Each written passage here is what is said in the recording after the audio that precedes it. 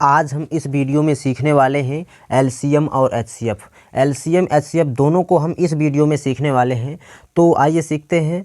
तो एलसीएम का full form होता है, एलसीएम को क्या बोलते हैं? Least common multiple. क्या बोलते हैं? Least common multiple. और एचसीएफ का फुल फॉर्म होता है हाईएस्ट कॉमन फैक्टर। और एलसीएम को हिंदी में बोलते हैं लघुत्तम समापवर्तक। क्या बोलते हैं? लघुत्तम समापवर्तक। और इसको बोलते हैं एचसीएफ, मासा को बोलते हैं महत्तम समापवर्तक। तो आइए हम शुरू करते हैं। तो अब देखते हैं कि कैसे हम एलसीएम को निकालते हैं। तो 8, 12 और 15 का लासा आइए चलो निकालते हैं। कैसे एलसीएम को निकालते हैं इस वीडियो में सीखेंगे। तो सबसे पहले आपको करना क्या है कि सबसे पहले आपको सीधा एक लाइन खींचना है, ठीक है।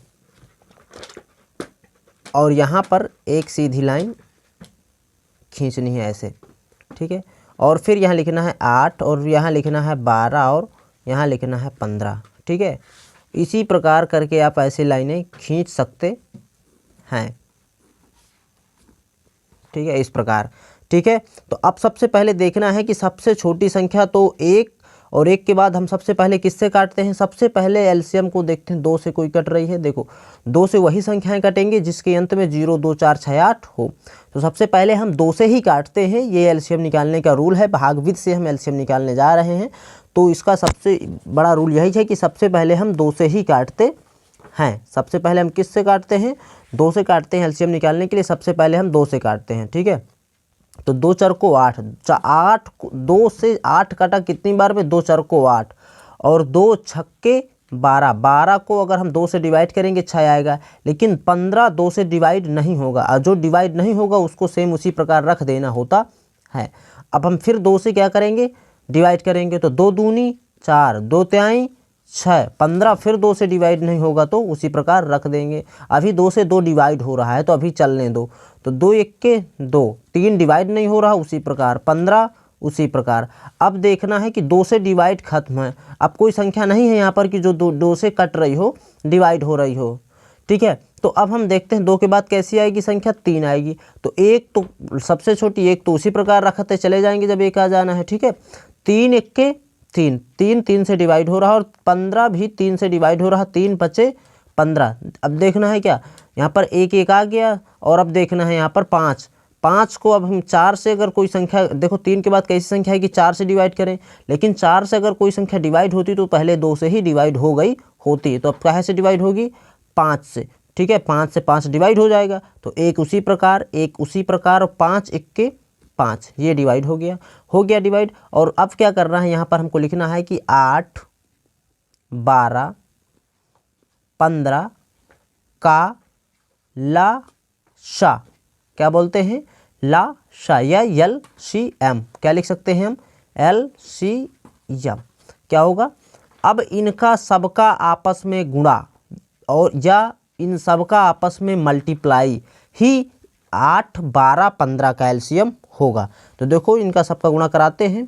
2 गुणे 2 गुणे 2, कितनी बार 2 है? 1 2 3, 1 2 3, 3 एक बार है तो 3 गुणे और 5 भी एक बार है तो 5 गुणे हो गया।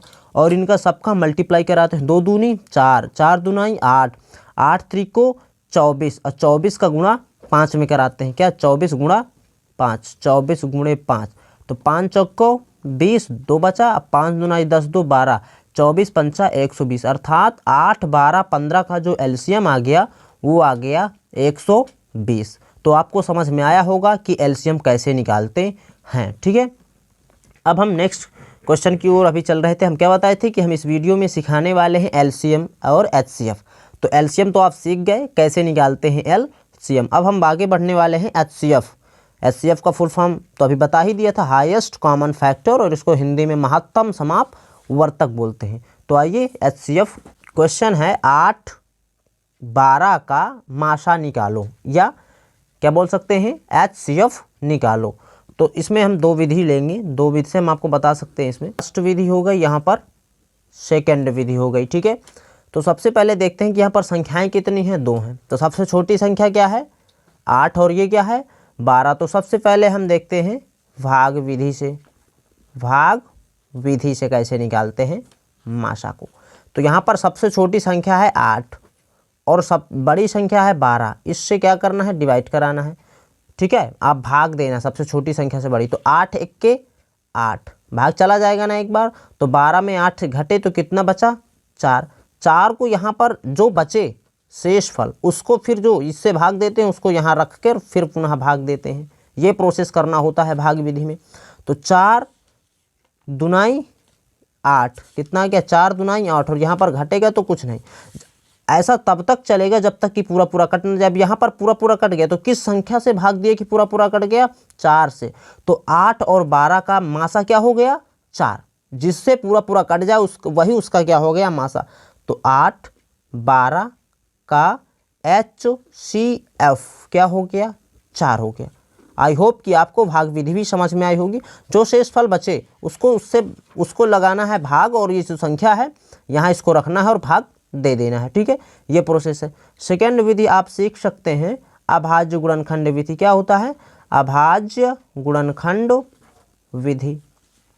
ठीक है, तो यहाँ पर 8 का क्या निकालना है, देखो 2 से ये अलग अलग संख्या का 2 4 को 8 कटा, 2 दूनी 4 कटा, 2 एक्के 2 कट गया पूरा पूरा। अब 12 का देखते हैं, 2 से कटेंगे ना 12, 2 छक्के 12, 2 तिया 6, 3 एवंजा 3, ये कट गया 12 भी। अभी 8 के अभाज्य गुणनखंड क्या है, 8 के अभाज्य गुणनखंड क्या है, 2 मल्टीप्लाई 2 मल्टीप्लाई 2।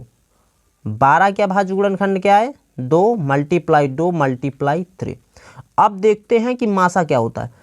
अभाज्य गुणनखंड विधि से जब हम हल करते हैं तो देखते हैं कि कॉमन कौन कौन से, 2 8 में भी है, 8 के अभाज्य गुणनखंड में भी और 12 के, तो ये इसका एक जोड़ा हो गया। खैर आपको पेंसिल से ऐसा करना है, पेन से नहीं, फिर आप रबड़ से मिटा भी सकते हैं। देखो इसमें एक इसका भी जोड़ा बन रहा है, और 2 है यहाँ पर, लेकिन यहाँ पर 2 नहीं है, और यहाँ पर 3 है तो यहाँ पर भी 3 नहीं। तो जो जोड़े में हो उन्हीं को आपस में मल्टीप्लाई कराना एक एक बार। जैसे 2 जोड़े में है तो एक बार यहाँ पर क्या लिए, 2। ठीक है, गुणा कराया, 2 फिर जोड़े में थे तो फिर एक बार 2। अब कोई जोड़े में नहीं है, जोड़े का टर्म केवल एक बार लिखना है और इसी का मल्टीप्लाई कराना है, 2 दूनी 4। तो ये हो गया 8 12 का मासा। ये क्या हो गया, लिख सकते हैं आप 8 12 का मासा, या हम कह सकते हैं HCF। कितना आ गया, 4 आ गया। तो अभी आप देख रहे थे कि भाग विधि से भी हमारा 4 आया और अभाज्य गुणनखंड विधि से हमारा मासा क्या आ गया, 4 आ गया। तो आई होप कि आपको ये मासा भी निकालना आ चुका होगा। तो आपको ये वीडियो कैसा लगा कमेंट में ज़रूर बताएं। तब तक के लिए जय हिंद, वंदे मातरम। मिलते हैं इसी तरह के न्यू वीडियो के साथ।